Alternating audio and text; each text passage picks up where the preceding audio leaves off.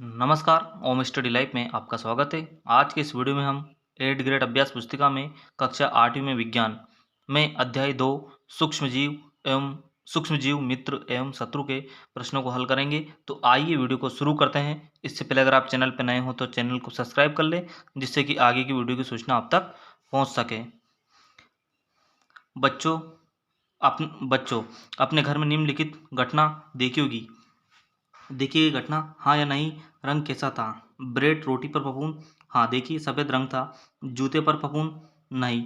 जब हमेशा गीला रहता है तो वहाँ काई जम जाती, हाँ हरा। गर्मी में खाना खराब होना, हाँ सफ़ेद।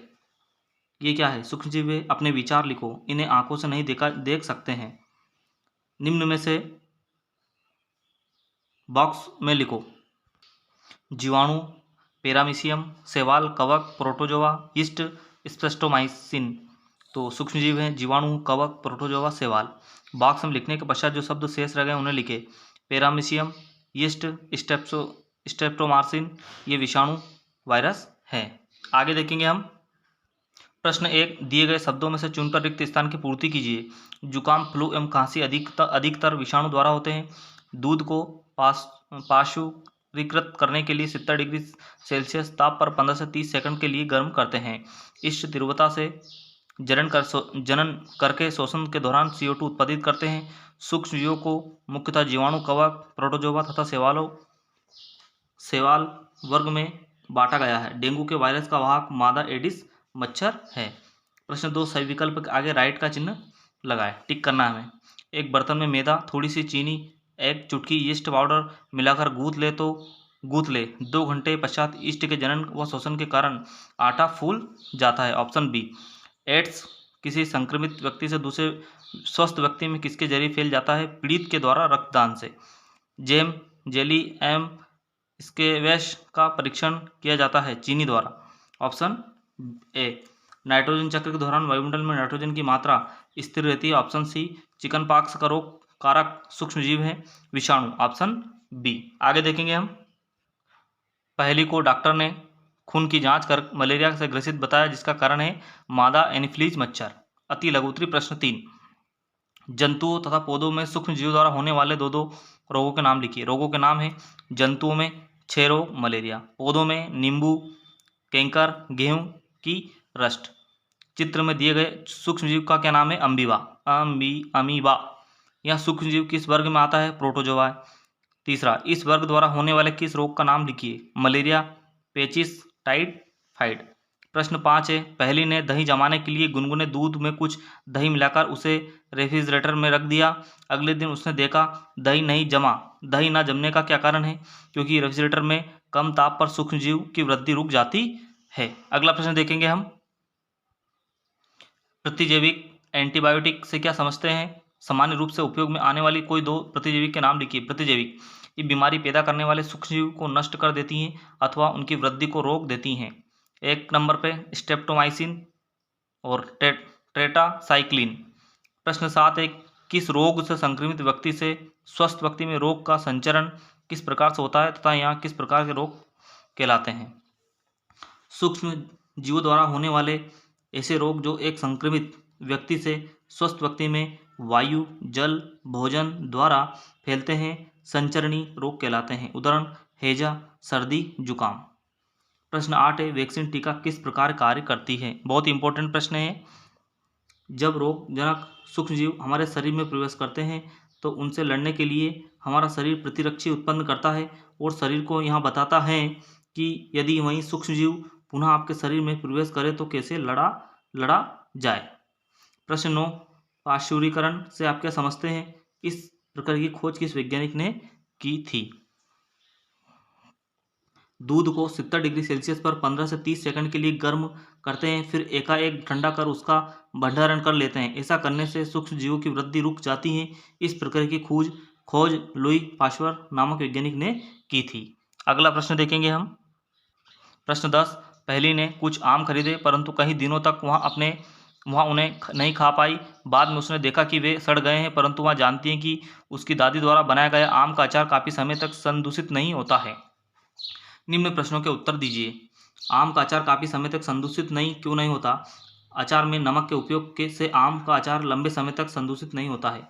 आपके घरों में दादी मम्मी द्वारा किन किन खाद्य सामग्रियों को सूक्ष्म जीवों से बचाकर रखा जाता है? भोजन, सब्जी, आम, संतरा, ब्रेड।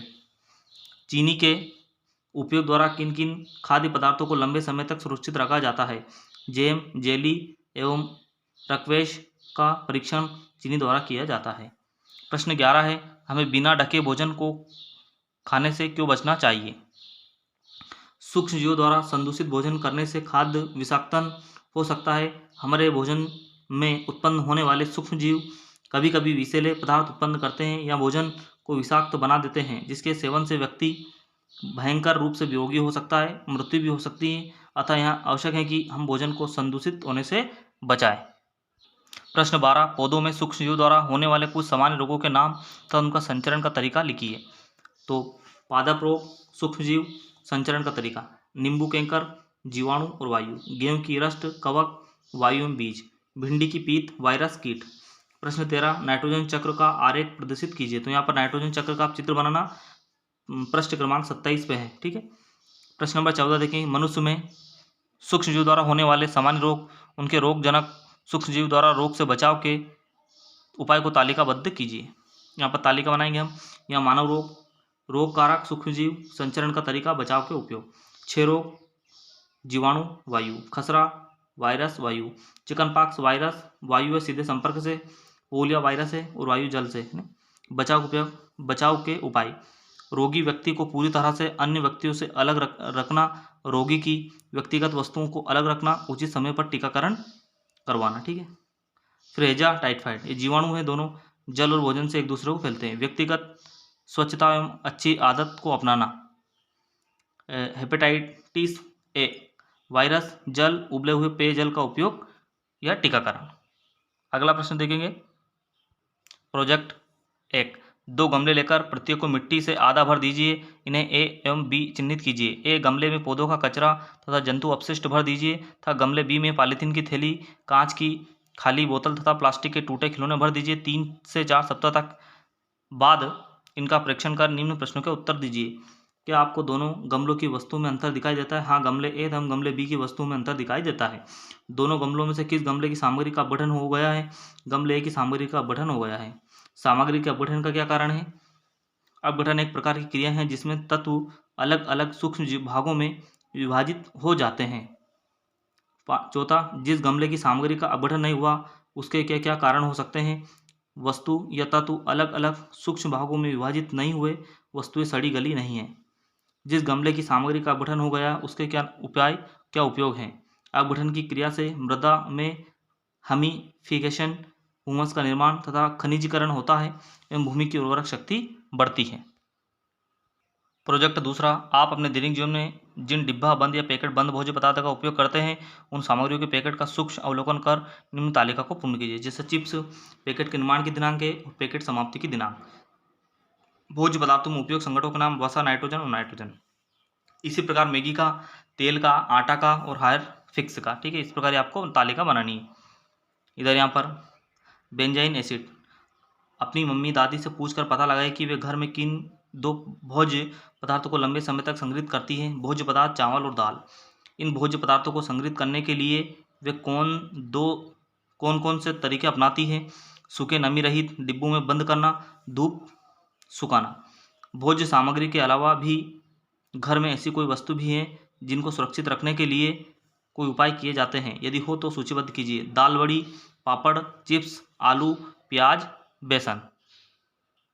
आज की इस वीडियो में हमने विज्ञान के प्रश्नों को समझा। आई होप अगर आपको वीडियो अच्छा लगा तो लाइक कीजिए, चैनल पर नए हो तो सब्सक्राइब कीजिए। मिलते हैं अगले वीडियो में, जब तक के लिए जय हिंद।